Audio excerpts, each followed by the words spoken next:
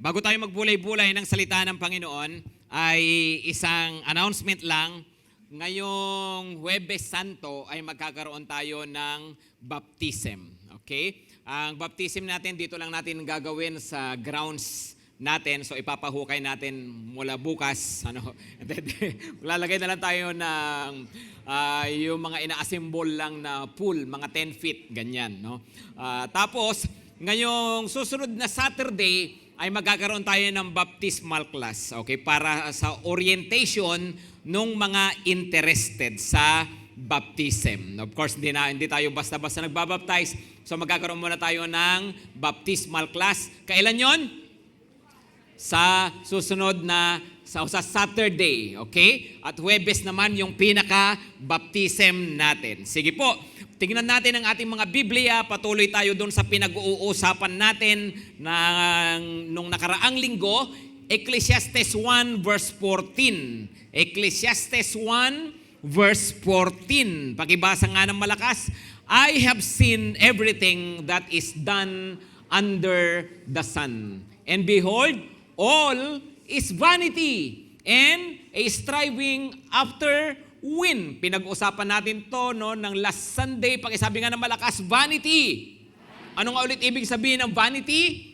Walang kwenta. Sabi niya, meaningless. Dito ay tinignan ko lahat nakita ko lahat ng mga ginagawa sa ilalim ng araw. Under the sun. Again, pag sinabi niyong under the sun, hindi kasama si Lord doon. Di ba? Yung mga ginagawa natin sa Panginoon ay hindi nawawalan ng kabuluhan. Kaya sabi niya, all is vanity, everything that is done under the sun, and a striving after wind, at chasing after the wind. O kaya sa Tagalog nga, paghahabol sa hangin. Paulit, pag sinabing naghahabol sa hangin, ay walang kwenta ang ginagawa. Tama? Ngayon, ano ba yung paghahabol sa hangin? Ilang mga bagay muna na gusto kong tignan natin. Ang paghahabol sa hangin, number 1 ay pakikipagsabayan sa iba. Yan. Number 1, pakikipagsabayan sa iba.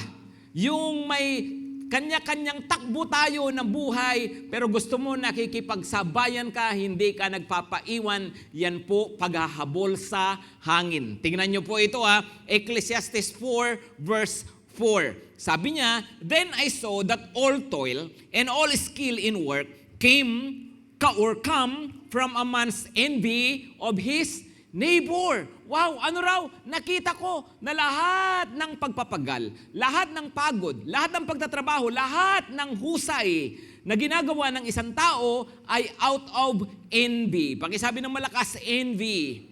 Dahil sa inggit, dahil sa gusto niya kung ano yung kanyang kapwa, kung anong mayroon yung kanyang kapwa, mayroon din siya nun. Kung ano yung kanyang kapwa, ganun din siya dapat. Ano ang sabi po dito ulit ng Bible?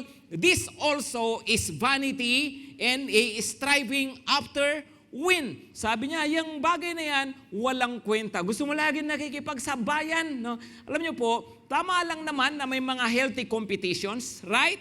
Pero kung ito ay motivated ng inggit, ng envy, remember, sabi nga sa 7 deadly sins, isa po talaga yung envy. At kung yun ang nagtutulak sa atin, nagpapatakbo ng buhay natin, sabi niya, nako, walang kwenta yan. No? Mayroong isang idiomatic expression, no? Isang kasabihan sa English, ang sabi po nila ay keeping with the Joneses. No? Keeping up with the Joneses or keep up with the Jones. Ang ibig sabihin niya parang yung kapitbahay mo, Jones ang apelyido kasi nga sa Amerika, no? Tapos gusto nila kung ano yung mayroon si Pamilya Jones, dapat mayroon din sila. Kapag nagbakasyon si Pamilya Jones, magbabakasyon din sila. Okay? Pag nagpagawa ng ganito si Pamilya Jones, magpapagawa rin sila. Yun ang ibig sabihin ng keep up with the Joneses. Pag-ipakita nga yung definition niyan. Sabi, kapag sinabing keep up with the Joneses, pakibasa nga ng malakas, to always want to own the same expensive objects and do the same things as your friends or neighbors because you are worried about seeming less important socially than they are. Yung lagi na lang na gusto mo na magkaroon ng mamahaling mga bagay at gawin yung mga bagay na ginagawa ng mga kaibigan mo at ng mga kapitbahay mo, ng mga taong nakapaligid sa iyo dahil inaalala mo na dahil kapag hindi mo ginawa o kapag wala ka nun, ay magmumukhang mas mababa ka kaysa sa kanila. Di ba? Ang tawag po doon ay keeping up with the Joneses. Ano raw? Nakikipagsabayan. No? At ang pakikipagsabayan na motivated ng inggit, motivated ng ayong papaiwan, motivated ng pride, ay isang bagay na paghahabol sa hangin. At alam nyo, kung hindi lang tayo pala namumotivate, kung mawala lang pala yung inggit sa katawan natin, alam nyo ba, giginhawa yung pakiramdam natin sa buhay. Hindi mo kailangan ma-pressure, tama? Tama? Kung hindi ka para may hinahabol o nakikipagsabayan sa ibang tao, sa totoo lang may mga bagay na hindi mo kinakailangang alalahanin. Meron kasi akong maliwanag na karanasan na ganyan. No?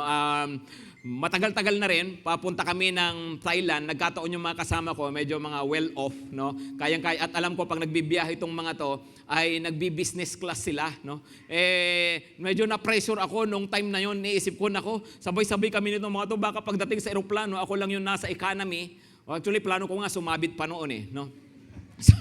Baka ako nasa economy, tapos nasa business class sila lahat, no? So medyo na-pressure ako. By the way, mga kapatid, gusto ko lang din sabihin po ito sa inyo, no, na kasi ito tapos na naman po yung pandemic, so nababalik na naman yung pag-alis po namin, pagbiyahe-biyahe. Gusto ko pong tiyakin sa inyo, hindi po kami gumagamit ng pera ng church. Ano po? Kapag kami ini-invite, usually yung nag-i-invite sa amin, sila po yung gumagastos sa amin. Okay pa ba? Maliwanag pa ba yun? Ano? Anyway, dito nga, kinausap ko si Becky, si Ate Becky natin. Sabi ko, kasi nasa PAL siya. Si Becky kasi, nung time na yon, nung mga nakaraang mga biyahe ko, kasi nga, dahil sa kanyang posisyon sa PAL, kahit economy ako, na-upgrade niya, napapalipat niya ako ng upuan. Minsan katabi ng piloto, minsan ako na nagpapalipad ng eroplano, ganon. And then, sa business class. So medyo na-pressure ako, nilapitan ko si Becky. Sabi ko kay Bex, baka pwede mo akong tulungan kasi ipinaliwanag ko sa kanya. Baka mamaya ako lang yung nasa economy pagdating namin sa eroplano. Ginawa naman niya ng paraan, kaso noong time na yon, medyo mabilisan na, hindi na rin talaga kinaya. Anyway, pagpunta ko sa airport, yun ang inaalala ko, pagdating ko doon, pambihira, nakita ko pare-pareho kaming nasa economy. No? Pambihira. Pinracer ko pa ang sarili ko, pinroblema ko pa yon. Hindi naman pala kinakailangan problemahin. And many times, ganun ang nangyayari sa buhay natin, may inaalala tayo, nagpapapressure tayo, akala mo ganito ang mangyayari, hindi naman pala. Hindi mo kinakailangan makipagsabayan. Amen? Kapag hindi kinakailangang makipagsabayan, ano ang tamang attitude dyan? Pag-isabi nga ng malakas, mind your own. Ano yung mind your own? Come on ha? Mind your own pace. Yan. Mind your own pace. Hindi face, no? Pakialaman mo mukha mo, ganon? Hindi. Mind your own pace. Kanya-kanya tayo ng pacing sa buhay. May mas mabilis, mayroong mabagal, mayroong katamtaman lang. Tama? Tama? Ang isang bagay na dapat nating maintindihan sa buhay, ang mga tao, kanya-kanya ng pacing. Hindi mo kinakailangan ikumpara ang sarili mo sa iba. Bakit siya, kasabayan ko lang yun Nung bata pa kami, binabatok-batukan ko lang yun O ngayon, layo na nang narating niya sa buhay. Samantala ako, andito pa rin. Hey, baka naman kasi mabilis yung pacing niya. Baka naman kasi, yun lang talaga, ikaw, ito yung pacing mo. Hindi kinakailangan na makipagsabayan. Hello, tama ba? Tama? Kaedad ko lang yun kaklase ko yun tropa ko yun Pero ito siya, no? Hey, kanya-kanyang pace ang buhay. At actually, kanya-kanya ring attainment ang buhay. Di ba? So, hindi ibig sabihin, hindi tayo pare-pareho talaga ng mararating. At hindi tayo pare-pareho ng bilis, ng takbo, ng buhay. Yung iba ba nga, ang masaklap dito, yung yung kinukompare nila, yung pace nila sa ibang mga tao na talaga namang obviously ahead sa kanila. Di ba? Halimbawa, ikaw, nag-uumpisa ka pa lang na magtrabaho, nag-uumpisa ka pa lang sa karir mo, ikukumpara mo ba ang sarili mo doon sa mga 10 years na, 20 years na? Natural, may mga napundar na yan. Natural, mas may maganda, mayroon ng mga naabot sa buhay na ngayon, inaabot mo pa lang. Tama? So hindi mo kinakailangan i-compare ang sarili mo doon. Ikaw naman na ahead ng konti, wag mo rin namang i-compare ang sarili mo sa iba. Nagkataon, nauna ka lang kasi, matanda ka lang kasi kaysa kanya. Hello, maliwanag? Mga kapatid, kaya nga hindi ito pataasan, hindi rin paligsahan. Kailangan maintindihan lang natin, may kanya-kanya tayong pacing. Diba? Lalong wag mo i-compare yung sarili mo na ikaw, kaka-graduate mo ng college, ngayon ka pala mag-uumpisa magtrabaho, 22 years old ka, tapos i-compare mo ang sarili mo doon sa 62 yung nag-retire na, mabuti pa siya, nagpapahinga na siya. Diba? Come on! Oo nga, nagpapahinga na siya kasi nga, nagtrabaho na siya mula nung 21 years old siya. Right? Kaya nga, ngayon, pahinga na siya. Ano, yun ang gusto mong gayahin, yun ang gusto kong gayahin, Pastor, pahinga na ako. Diba? Hindi po pwedeng ganon kasi nga may sarili siyang pacing. Diba? At kung ano man yung nai-enjoy niya ngayon, kasi nga may pinagdaanan na rin siya ng mahabang panahon. Maliwanag, mga kapatid, enjoy your pace. Mind your own pace. Pag may nauuna sa'yo, sabihin mo, sige lang, mauna na kayo. No? Sumalangit ang yung kaluluwa. Hindi, wag naman ganon, no? Hindi naman. Ang ibig lang sabihin, we have to understand, hindi talaga tayo sabay-sabay, okay? Mind your own pace. Mind your own path also. Mind your own path. Bakit? Kanya-kanya tayo ng takbuhin ng buhay. Kanya-kanya tayo ng path. Kanya-kanya tayo ng landas sa buhay. Tama? Tama? Ba't mo ikukumpara ang sarili mo na may sariling path doon sa path ng ibang tao? Right? Halimbawa na lang, sa karir na lang. Abogado, yung isang tao, ikaw hindi. Ikukumpir mo ba yung path mo sa kanya? Sasabihin mo ba sa kanya, mabuti pa siya, marami siyang kaso. Ako walang kaso. No? Pati kaso kinainggitan mo. Hindi. The truth is, dahil nga sa yun ang kanyang path, natural ito yung mga bagay na mayroon siya. Tama? Hello? Tama mga kapatid? Di ba? Ako halimbawa as a pastor, hindi ako may insecure kina Ramon hindi ako may insecure kina Henry C. Bakit? Alam ko yung path ko. Okay? Meron silang sariling path. Ako ito yung path ko, no? Kanya-kanya lang po talaga tayo ng path. Amen? Hindi kailangan makipagsabayan, hindi kailangan na makipagkompetensya. Maliwanag ba? Maliwanag. Yan daw po ay paghahabol sa hangin. Okay? Tingnan nyo itong Proverbs 14 verse 30 para maingatan natin yung ating mga puso. Proverbs 14 verse 30, a heart at peace gives life to the body. No? A tranquil heart, yung at peace ka, calm, yung puso mo, gives life to the body, to the flesh. But envy makes the bones rot. No? Ano raw yung envy, nadudulot ng envy, ay binubulok niya ang iyong buto. Binubulok niya ang kalaliman ng iyong pagkatao. Di ba? Sinisira niya yung pakiramdam, sinisira niya yung diskarte mo sa buhay. Bakit? Because of envy. Hello? So rather than envying, what do? Celebrate with other people. Okay, celebrate their successes. Sabi ng Bible, mourn with those who mourn, rejoice with those who rejoice. Tama ba? Halimbawa, okay, nakita ko, kilala ko yan, ganito yan. Ngayon, ayos, celebrate, no? I'm happy for you. Come on, do you say that to other people? I'm happy for you. Pakit ka na nga katabi, I'm happy for you, bebe. No? I'm happy for you. Makita mo yung isang ka-churchmate, wow, binibless siya. Ano gagawin natin? Kailangan tapatan ko to, hindi ako pwedeng maunahan nito. No! I'm happy for you. Right? Tama ba?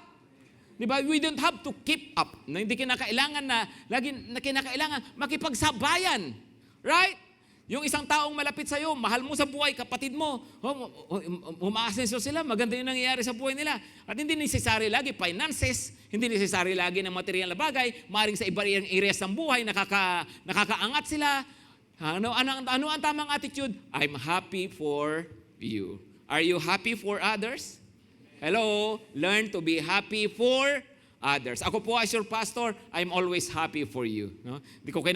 Wala akong kinaiinggitan dito, wala akong kinakailangang tapatan dito sa church natin kasi tayo ay isang pamilya and I love you and I'm happy for you. Amen? No? So ano raw? Yun pong pakikipagsabayan. No? Iyan ay paghahabol sa hangin. Ano pa? Paghahabol sa hangin ang pagpapa-importante sa kapwa. Yan, yung mga pa-importante, no? Pagpapa-importante, gustong papansin, o ganyan. Nung gustong malakas ang dating, o ganyan, no? Balik tayo ulit doon sa sabi ko, ha? Kasi maganda talagang matatak sa puso't isip natin yung salitang vainglory. Ingat sa vainglory, okay? Tingnan nyo tong verse na ito. Sabi sa Ecclesiastes 4 verse 16, Ecclesiastes 4:16. Ano sabi? Pakibasa ng malakas. There was no end of all the people all of whom He led. Yet those who come later will not rejoice in Him. No? Surely, this also is vanity and a striving after wind. Ano ibig sabihin yan? Ganito po, sa manaunang verse na konti, ang sabi niya, mayroong isang hari, matanda na siya, tapos kupas na siya, lipas na siya, tapos pinalitan siya na nakababata. Yung nakababatang ito sumikat, may mga tao na pinangungunahan niya. Yung nga po, the people, there was no end of all the people, all of whom He led. Mga tao na ang dami-dami na pinamahalaan niya, pinangunahan niya. Pero balang araw, itong batang hari, tatanda, no? At manghihina. At balang araw, mayroong mga tao na mabubuhay sa kanyang kaharian, sa kanyang nasasakupan, wala nang pakialam sa kanya. They will not rejoice in Him. Wala nang pagpapahalaga sa kanya. Balang araw, yung nai-enjoy niya na popularity, mawawala na sa kanya. Yung nai-enjoy niya na influence, mawawala na sa kanya. Yung pagmamahal ng madla, mawawala na rin sa kanya. Okay? Kaya nga po sabi niya, that is vanity. Kaya nga po ang habol natin sa buhay, appreciation ng kapwa, papuri ng kapwa. Yung mga ganyan, no? Yung gusto natin na tayo ay hinahangaan. Well, walang masama na mahangaan, pero kung yan na hinahabol natin, sabi po niya, vanity. Kasi lahat naman ng paghanga, lahat naman ng mga bagay, mawawala. Right? Ang kasikatan, mawawala. Tama? Hello? Di ba? So, sabi niya, that is vanity. Yung mga tao na dating mga tumitingin ng mataas sa'yo, sabi, ito, dito sa verses na to, mawawala rin sila. At mapapalitan ng mga taong mababa na ang pagtingin sa'yo. Ano raw uli? Vanity. Pakisabi ulit ng malakas, vanity. Mawalang kwenta. Paghahabol sa hangin. Kung yun daw po yung gusto po natin sa buhay natin. Alam nyo, be careful be careful. Sabi nila, if your ears are too open for praises, they are also too open for criticism. Okay? Kung bukas na bukas ang tenga mo sa papuri, bukas na bukas lalo ang tenga mo sa pintas. So kung ikaw, gustong-gusto mo nakakatanggap ng puri, alam mo, pag nakarinig ka ng pintas, masyado mo ring didibdibin. Mapuri ka raw ng 10 beses, tapos mapintasan ka ng 1 beses, mas didibdibin mo, mas iisipin mo yung kaisa-isang pintas.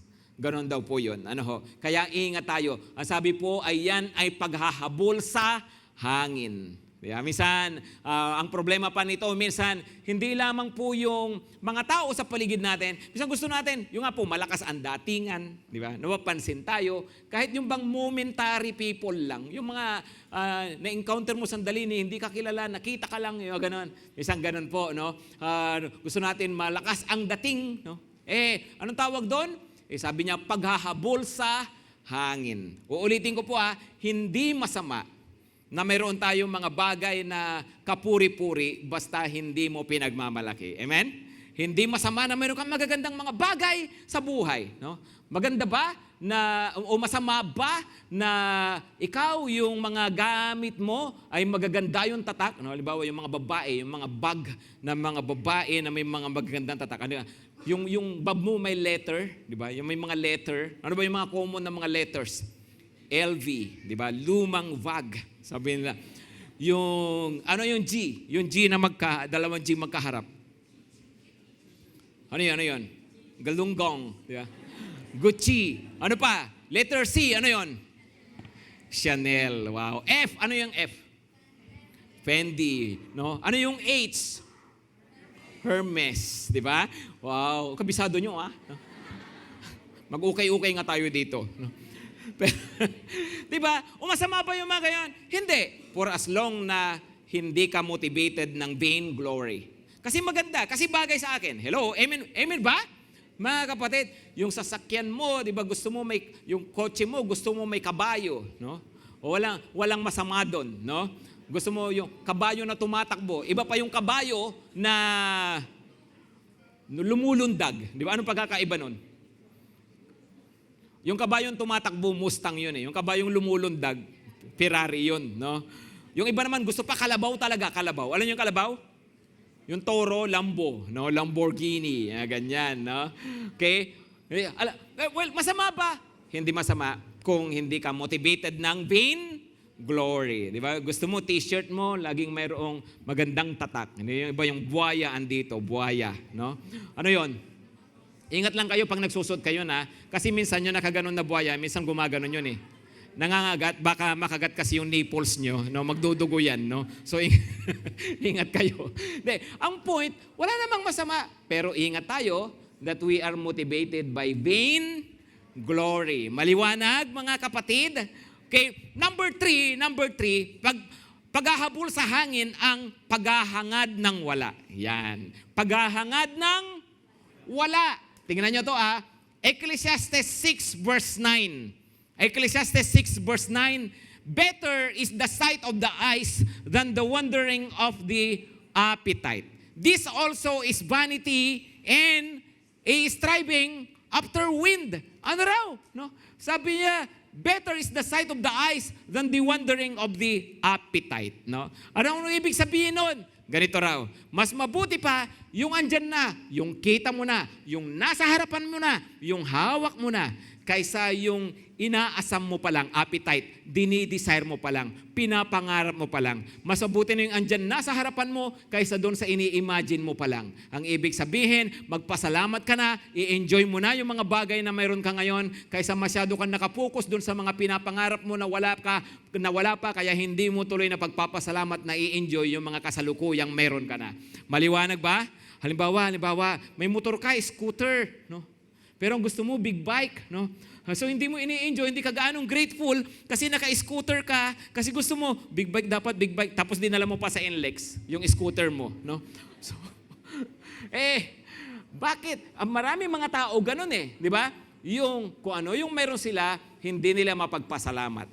Hindi nila ini-enjoy. Bakit? Masyado nilang iniisip yung pinapangarap pa lang nila. Parang, kung hindi ko maabot to, kung hindi ko makukuha, hindi ako liligaya. Parang ganon. Para mas maintindihan nating mabuti, tignan nyo ito sa mas mababaw na pagkaka-English. Okay? Sa New Living Translation. Ang sabi niya, enjoy what you have rather than desiring what you don't have.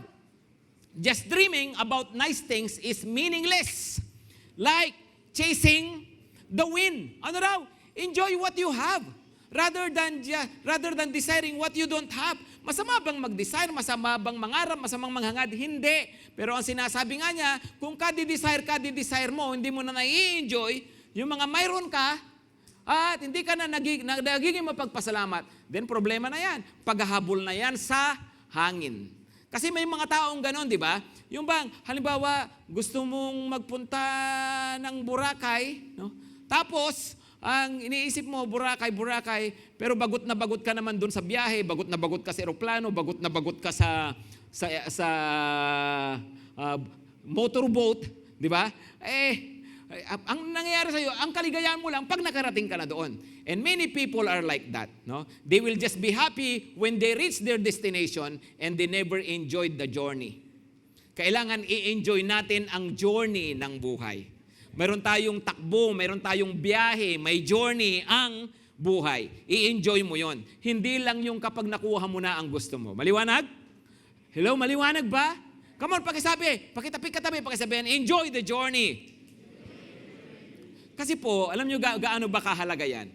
Ang totoo, yung mga kabataan dito, ang totoo, hindi matutupad lahat ng pangarap mo sa buhay. Yun ang totoo. Kaya kung ako sa iyo, damihan mo na pangarap mo. Mangarap ka ng mga 100, ganyan. Para kahit 3 man lang na natupad doon, may natupad. Tama? Yung mga mas may edad na, kagaya ni Pastor Darwin, no? Naiintindihan na nila yan, no? Na hindi lahat ng pinangarap sa buhay ay matutupad. Tama?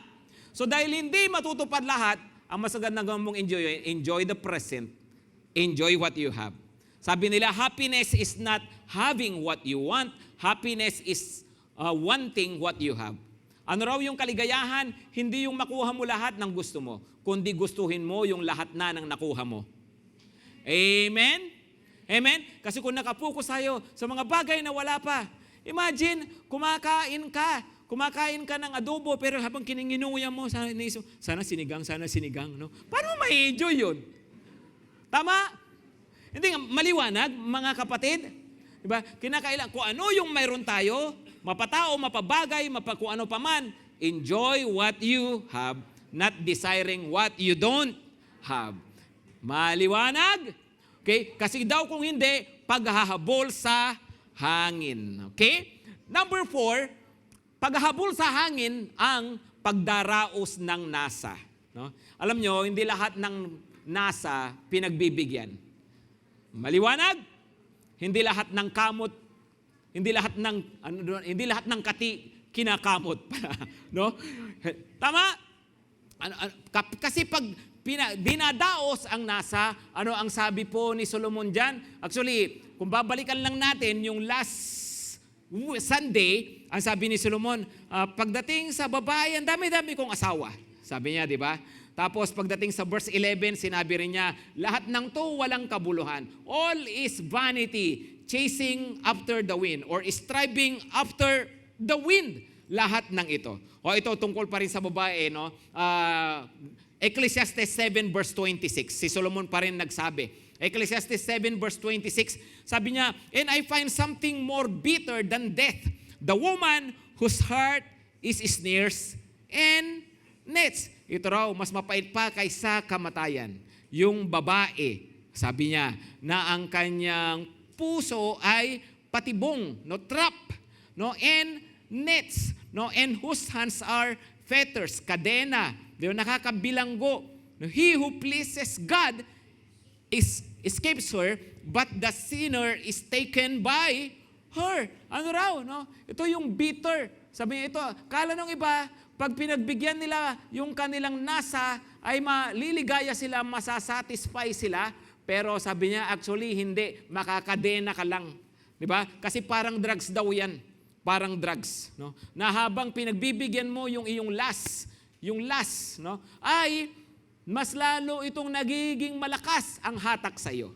Ganon daw. No? So, hindi minsan lang. No? Hindi. Pag pinagbigyan, mas lalong nagiging makapangyarihan sa buhay natin. Kaya nga sabi ni Solomon din sa Proverbs, by the way, si Solomon din ang nagsulat nitong sa Proverbs 22 verse 14. Tingnan nyo to the mouth of forbidden women is a deep pit. Malalim na balon. Sabi niya, anong ibig sabihin uli? Wala kang contentment dyan. Akala mo okay, akala mo masasatisfy. Walang contentment. He with whom the Lord is angry will fall into it. No? Yung sabi niya kanina, di ba?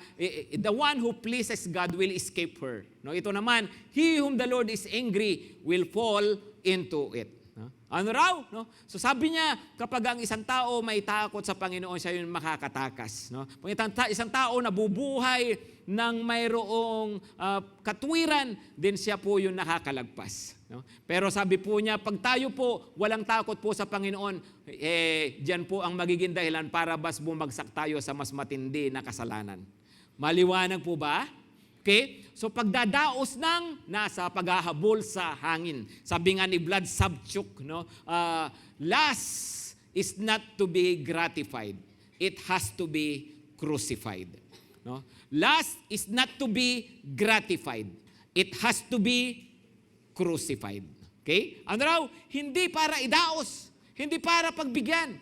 Dahil iba yung gratification sa satisfaction. Right? Instead of gratifying the flesh, gratifying lust, crucify it. Maliwanag ba?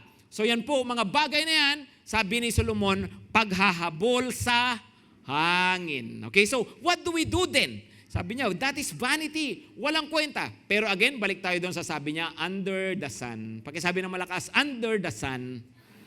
So ano ang dapat gawin sa buhay? Kaysa naghahabol ka ng hangin, sino ang hahabulin mo? Tingnan niyo ito, Psalm 63 verse 8. Psalm 63 verse 8. Wow, I love this verse. Sabi niya, my soul follows hard after you, your right hand upholds me. Wow. Ano raw? My soul follows hard. Lord, stalker mo ako. Lord, hahabol-habol yung kaluluwa ko sa'yo. In other words, sa English, yung ibang translation, sabi niya, my soul clings to you. Lord, dikit ako ng dikit sa'yo yung kaluluwa ko. Gustong nagdidikit sa'yo. No? Kaya nga po, I have been talking about pursuing God. Come on, pakisabi ng malakas, pursue God. Rather than pursuing the wind, rather than pursuing vanity, pursue God. Habulin daw natin si Lord. Si Lord daw i-desire natin sa buhay natin. Because when you pursue God, only then can your life be satisfied. Can your heart be full sa pamagitan lang po ng paghahabol sa Panginoon. Amen? Pursue God. Ngayon, paano ba talaga magkaroon ng ganyang puso na ipupurso ko si Lord? No? Yung talagang hanapin ko si Lord sa buhay ko. Sabi po niya dyan, thy right hand upholds me. Your right hand upholds me. Lord, as I pursue you, you uphold me. Kita natin dapat gano'n ang buhay. Ha? Habang dumidikit ka sa Panginoon, si Lord naman nag-aangat sa atin. At ang pag-aangat ni Lord, iba-iba. Pwedeng kalagayan sa buhay. Pero alam mo, yung iangat lang yung mindset mo, di ba? Iangat lang yung level ng pagkatao mo, iangat lang na dati ganito ka, tapos binago ng Panginoon yung pagkatao mo, malaking bagay na yon. Right? Ano ba ang mga ginagawa ng Panginoon na pag-aangat sa atin? Yun pong marami dyan sa kalooban po natin. So dalawang bagay gusto kong pag-usapan po natin ha, para maging motivation natin. Bakit ko ba ipupursu si Lord? No? Ito po, number 1, find your worth in God. Find your worth in God. You will never ever pursue God if you do not find your worth in Him. Kung tingin mo yung worth mo, yung halaga mo, yung value mo, ay nasa pakikipagsabayan sa iba, nasa pagpapaimportante sa kapwa, kung tingin mo yun yung worth mo, andun manggagaling yung halaga ng pagkatao mo, natural yun ang gagawin mo. Pero kung naniniwala ka na si Lord lang talaga ang magpapakita ng value sa buhay mo at siya yung halaga mo, then si Lord ang ipupurso mo sa buhay mo. Amen? Sabi nila ito yung common daw pinanggagalingan ng self-worth. No? Pagpapahalaga natin sa ating sarili. Sabi nila pwedeng ito yung ating achievements. Yung iba yung kanilang appearance. No? Tingnan nyo nga yung katabi nyo. No? Okay? Wow, taas ng self-worth. No? Yung pong affluence. So yung mga karangyaan sa buhay. Affirmations. Yung lagi ka na-appreciate, di ba? Ikaw ay kinikilala yung iyong mga kakayahan. Ano raw yan? Self-worth. No? Bibigay sa atin ng self-worth. No? Pero alam nyo, kahit itong mga to, kulang itong mga to. Higit sa lahat, pagkuhanan mo ng self-worth mo kahit wala ka nitong lahat ng ito. Ang pinanggagalingan daw dapat ng self-worth natin ay ang Panginoon. Amen? Naniniwala ba kayong mahalaga kayo? Come on. Naniniwala ba kayo? Importante kayo talaga? VIP ka? Come on. Sino naniniwala doon? No? That you are valuable. Do you believe in that? No? Tayo po ay worth sa Panginoon. Bakit? Ganito na lang pag-isipan nyo mabuti to. No? Halimbawa, feeling mo ba parang, wow, valuable ako? Well, umaangat ba yung self-worth mo? Pag halimbawa dumaan si Mayor tapos, hey, Rafi, no? Kinawayan ka, tinawag ka sa pangalan mo. Hello? Yung kilala ka niya sa pangalan? Come on! Di ba? Pag kilala ka ng kilalang tao, parang nakakaangat ng self-worth, right? Now, let me tell you this. Alam mo bakit ikaw ay worthy, bakit ikaw ay valuable? Kilala ka ng Diyos na lumikha ng langit at ng lupa, kataas-taasan sa lahat, hari ng mga hari, Panginoon ng mga Panginoon, kilala niya ang pangalan mo at isinulat pa niya ang pangalan mo sa aklat ng buhay. Amen? So, saan manggagaling yung self-worth mo? Ako, valuable ako. Bakit? Kilala ako ni Lord. Kilala ako ng Panginoon. Hindi lang yon. Bakit mataas ang self-worth mo dapat? Kasi ikaw ay tagapagmana ng kaharian ng Diyos. Ikaw ay anak ng Diyos. At hindi lang yon. Ikaw ay binili ng dugo ng Panginoong Hesukristo. Sa totoo lang, sino ba ang bumili sa'yo? Sino ba ang nagbuwis ang buhay para sa'yo? Walang iba kundi si Jesus. Iwan ko lang kung ikaw may mamamatay na tanod para sa'yo. Sa tingin mo, mamamatay ba ang tanod para sa'yo? No? Pero hindi tanod ang namatay para sa'yo. Si Jesus mismo, He died for you. That should make you feel very valuable. Amen? So find your worth in God. Sa Kanya mo tignan, sa Kanya mo ibase ang pagpapahalaga mo sa iyong sarili. Jeremiah 9:23-24. Sabi po niya, let not the wise man boast in his wisdom, and let not the mighty man boast in his might. Let not the rich man boast in his riches. But let him who boast in this, that he understands and knows me, that I am the Lord who practices steadfast love, justice, and righteousness in the earth. For in these things I delight, declares the Lord. Wow! Anong sabi?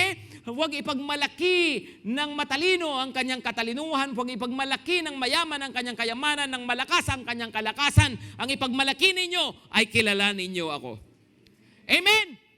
So that should be your self-worth. Yung pagkakakilala natin sa Panginoon, yung relasyon natin sa Panginoon. Yung bang kapag hinubad na lahat sa'yo, wala ka ng title, wala ka ng kung ano-ano, wala ka ng posisyon, wala ka ng ari-arian o anumang bagay, pag hinubad lahat sa'yo. Tinanggal gadget mo, tinanggal yung mga bagay na pinahalagahan mo. Ano ang matitira sa'yo? May halaga ka pa ba? Well, may halaga ka pa rin. Bakit? Bilang isang tao na tinubos ng dugo ni Jesus at anak ng Diyos. Amen? Yun ang ating self-worth. Kaya alam niyo, mga kapatid, no, dapat dito sa church, ganun tayo, no? Na wala sana na insecure dito sa church. Pwede ba yun? Na dito sa church, pare-pareho yung pagtingin natin sa ating mga katabi. Pare-pareho tayo sa isa't isa. Bakit? Pare-pareho lang naman pagkakabili ni Lord sa atin. Amen? Tingin mo ba dahil mas mayaman siya, mas maraming dugong ibinuhos si Lord para sa kanya? Di ba? Tingin mo ba kasi mas magaling, mas matalino, mukhang mas baka yung dugo ni Lord mas matindi yung dugong pinambayad doon kaysa sa dugong pinambayad sa akin. Hindi, no? Tingin mo ba yung pinasulat ng pangalan mo sa langit, siguro sa akin pencil lang. Siguro sa kanya ginamit na pansulat sa langit ay ano ba? Stadler, ganyan, no? pang mga yung magagandang tinta. Mga ganun ba, no? Hindi, pareho lang po ang ginamit na pangsulat ng pangalan natin sa langit. Amen? Pare-pareho tayo sa harapan ni Lord. Kaya nga po, dapat sa church walang insecure. Hindi mo kinakailangan maging kamukha yung katabi mo. Sabi mo, mabuti naman, no? Hindi mo kinakailangan maging kasing yaman. Right? Di ba? Hindi mo kinakailangan na meron ka. No. Tayo po, pare-pareho ng halaga sa Panginoon kasi pare-pareho lang tayong binili ng kanyang dugo. Mamahalin yan. Tingnan yung katabi nyo, pakisabihan, you look expensive, bebe. No? Alam nyo, dito sa church, happy ako sa happy ako sa composition natin. Sa bumubuo ng GTC, no? I love our composition, no? As a church. Iba-iba tayo, di ba? Iba-ibang tao, magkahalo-halo tayo, no? Of course, mayroong mayaman, may mahirap, mayroong may sinasabi, yung iba may naririnig, no? Yung iba ay may pinag-aralan, yung iba hindi nag-review, no? Yung iba mataas pinag-aralan, yung iba maraming karanasan, yung iba maganda, yung iba maapil, yung iba pogi, yung iba cute, no? Doon ako sa cute, no? So, iba-iba tayo, right? Iba-iba tayo, pero pare-pareho tayo sa harapan ni Lord. Amen? Di ba? At natutuwa ako na tayo, sama-sama, iba-iba tayo, hindi yung ang church na to puro ganito. Ang church na, hindi, no? I love the way we are, na tayo halo-halo rito. Kaya nga, alam niyo mga kapatid, dapat ganoon ang turingan natin sa isa't isa. Tayo iisang pamilya. Magkakaiba tayo, mahal natin ang isa't isa. Amen? Hello, amen ba? No? Kaya sana dito sa church, alam nyo, yung iparamdam natin, we value each other kasi the Lord values every one of us. Right? Naiintindihan ko po na minsan, natural yung isang may mga mahiyain, o kaya yung iba mga introvert lang talaga, yung mga tipong tahimik, yung kapag pumapasok kayo nila nakikita sila ng iba. No? Okay? Ayaw tumingin, no? Kaya yung iba naman, pag pumapasok, astigin ang dating, hindi rin namamansin. Teka, magkakapatid tayo eh. Please, be comfortable with each other. And let us also be approachable. Right? Right? Kung mahiyain, ikaw na bumati. Nahiya rin ako eh. So nagkahiyaan kayo, nung kasalubong kayo, naganunan kayo pareho, para kayo hindi magkapatid sa Panginoon. Sabi ng Roma 16:16, magbatian kayo. Actually sabi niya, magbatian kayo ng banal na halik. Siyempre culture nila yon. Saka yung beso-beso lalaki sa lalaki yon, ha? No? Sa akin naman, di naman kailangan yung beso-beso. Pwede namang ganun lang, di ba? Okay? Basta magbatian daw. Hindi po pwedeng yung bilang magkakapatid parang hindi tayo nagpapansinan. Amen? Pantay-pantay tayo sa harapan ni Lord. Right? Hello, maliwanag ba? Mga kapatid, okay? So tingnan natin mamaya pag natapos tayo Tingnan natin. No? So kung nagbabatian. Kasi alam nyo, dapat ipakita natin that we value one another. Right? Okay? So tayo ay parehong mga valuable sa harapan ng ating Panginoon. Okay? So, find your worth in God. Number 2, find your wholeness in God. Find your wholeness in God. Hindi sa paghahangad, hindi rin sa pagdaraos ng nasa. No? Kasi kahit iraos mo, kahit makamit mo yung hangad mo, sa tingin mo, you will be whole? Mabubuo ba buhay mo? Hindi. So, sino lang makakabuo ng pagkatao natin ulit? Si Lord. At the end of the day, yung relasyon mo talaga sa Panginoon ang bubuo ng pagkatao mo. Okay, yung relasyon mo sa Panginoon. Kaya nga, kumusta nga ba relasyon ko kay Lord? Di ba? Ako ba, masasabi ko ba, Lord, my soul follows hard after you. Lord, my soul clings to you. Didikit-dikit ako sa iyo. Lord, ako ba talagang mini-maintain ko ba yung aking communication sa Panginoon through prayer, through the Word of God, through reading the Bible? No? Ako ba, binavalue ko ba talaga yung oras ng pakikipagtagpo sa Panginoon kagaya ng Sunday? Di ba? Ano po, things like that, no? Kasi nga po, kailangan makita natin na ang nakakabuo lang ng pagkatao natin, yung relasyon natin sa Panginoon. Alam niyo, kahit mayroon tayo lahat, kahit makuha natin lahat, kung malayo tayo kay Lord, mararamdaman pa rin natin ang laki ng kulang sa buhay natin. Maniwala po kayo. I have seen people na ang gaganda naman ng buhay, okay naman sila. No? Pero dahil malayo sila sa Panginoon, sila mismo alam nila may kulang sa sarili po nila. No? Ako, nakakilala ako sa Panginoon, 16 years old ako. Magmula noon, sumunod na ako sa Panginoon, naglingkod na ako, nagpatuloy na ako hanggang ngayon. No? At masasabi ko na ako, yan yung isang bagay na hindi ko pagsisisihan sa buhay ko at masasabi ko na kumpleto ang pagkatao ko dahil kay Lord. Amen? Your wholeness is in God. No? And of course, isa pang magdadala ng wholeness sa buhay ninyo is serving God. No? Serving God brings more meaning to your life. Di ba sabi niya, everything that is under the sun is vanity. Everything that is under the sun is meaningless. So if you want meaning, what do? Do something that is not for under the sun. Do something that is for Him who is over the sun. Di ba? Gumawa ka ng isang bagay, oo nga, para sa Panginoon to. At magiging mas meaningful yung buhay natin. Importante kasi yung higher purpose. Pakisabi nga na malakas, higher purpose. Actually, ito yung madalas kong sinasabi kahit sa mga, pag napupunta ako sa ibang lugar, mga kababayan natin na nagtatrabaho doon, sabi ko halimbawa, kung andito kayo sa Japan, tapos ang hanap nyo lang dito, yen lang, lapad lang, nako, ang lungkot yan. Nagsasakripisyo kayo rito. Malayo kayo sa pamilya ninyo, tatrabaho. Tapos yun lang sadya mo rito. Andito ka sa US, tapos dollars lang. Nako, ang lungkot niyan. Dapat may higher purpose ka. Maglingkod ka kay Lord. Amen? Ganun po dapat. Pakisabi po ng malakas, higher purpose. May higher purpose ba yung buhay natin? Ako basta, gusto ko lang makatapos ng pag-aaral. Okay, so pag nakatapos ka, No? Walang higher purpose. Right? Di ba maganda, mayroon kang higher purpose? Ako, pastor, gusto makatapos ng pag-aaral, tapos gusto ko magkaroon ng magandang trabaho, makatulong ako sa pamilya ko, tapos sana pag mas may boses ako sa family namin, mas madala ko yung family ko kay Lord, mailapit ko sila sa Panginoon. Di ba higher purpose? Right? Ako magtatrabaho ako, pero gusto ko, Lord, magamit niyo po ako dito. Pag ibibigay mo sa akin ng trabahong to, mapupunta ako sa kumpanyang to, magpapagamit ako sa inyo, magiging blessing ako. Ang tawag doon, higher purpose. Right? Ako, papasok ako sa politika. Bakit? Para magkaroon ako ng access sa mas maraming tao.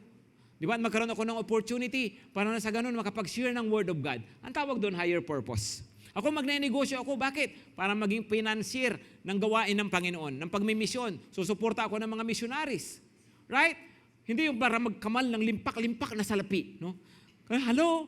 Ang babaw nun. Dapat lagi tayong may higher purpose sa buhay natin. And that will make your life more meaningful. Hindi po yung pag meron na, nawawala na. No? Pag naangat na sa buhay, bumababa na sa ministry. Pag may narating na, naliligaw na ng landas. No? Huwag naman po sana ganon. Higher purpose. Pakisabi po, higher purpose. Tingnan nyo to 1 Timothy 6 verse 6. But godliness with contentment is great gain. No?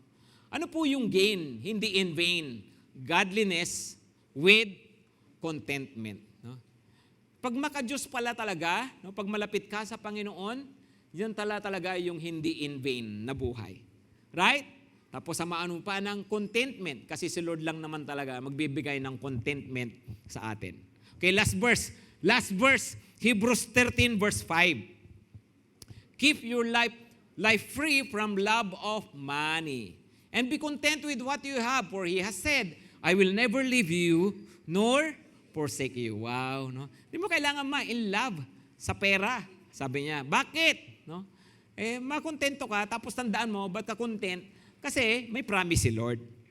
Di ba? Si Lord, I will never leave you, nor forsake you. Di ba? Iba pag kasama mo si Lord. Kaya nga, find your wholeness in God. Kasi sa totoo lang, kahit malaki yung kita mo, paano pag nangailangan ka ng mas malaki? Mas malaki sa kita mo, di patay ka na. Tama? Sumusweldo ka halimbawa ng 50,000 sa isang buwan, tapos mayroong nagkasakit, ang hospital bill mo 100,000, patay na. Di ba?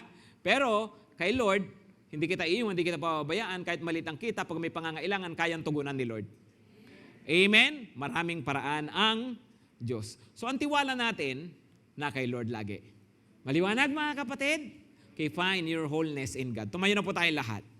Ano po yung number 1? Find your worth in God. Number 2, find your wholeness in God. So, ang choice, mga kapatid, ganito. Will you pursue vanity or will you pursue God?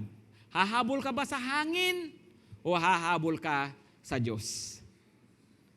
Pag-uukulan ba natin ng panahon talaga natin, ng lakas natin, yung mga bagay na balang araw, sasabihin ng Panginoon, meaningless.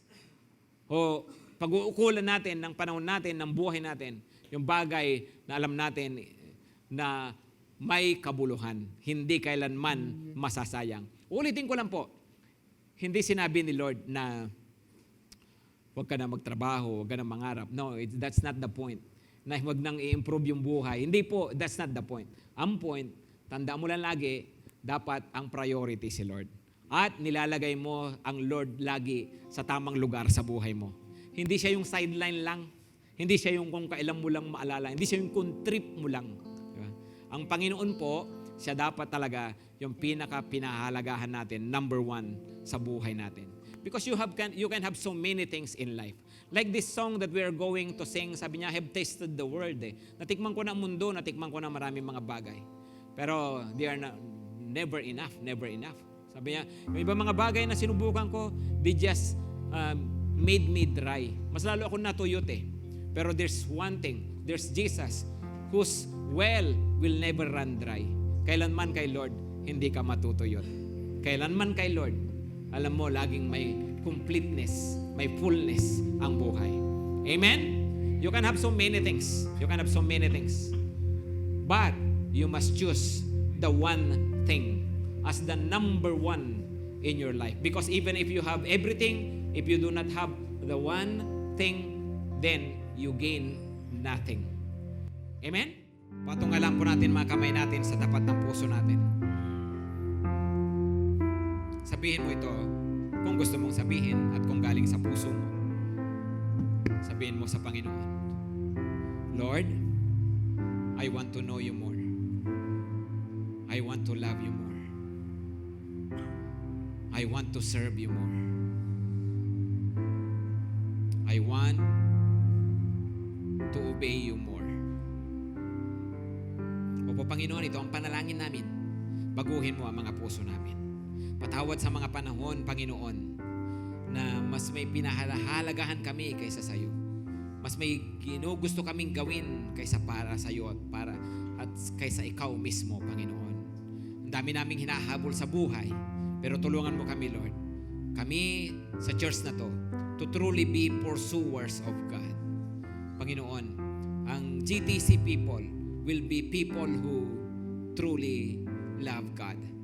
Lord, masumpungan mo kami na nagmamahal sa iyo with all our hearts, our soul, our mind, our strength. Maging number one ka talaga sa buhay namin. Panginoon, ayusin mo po kami. Baguhin mo po kami. Ibalik mo kami, Panginoon, kung nawawala kami. Tulungan mo po kami. Thank you, Lord. Thank you, Lord. Tanggapin natin ang basbas sa pangalan ng Panginoon. Mga kapatid, ang pag-ibig ng Ama, ang biyaya ng Panginoong Hesukristo, at ang pagsama ng banal na Espiritu ay tanggapin nating lahat, ngayon at magpakailanman. Amen at Amen.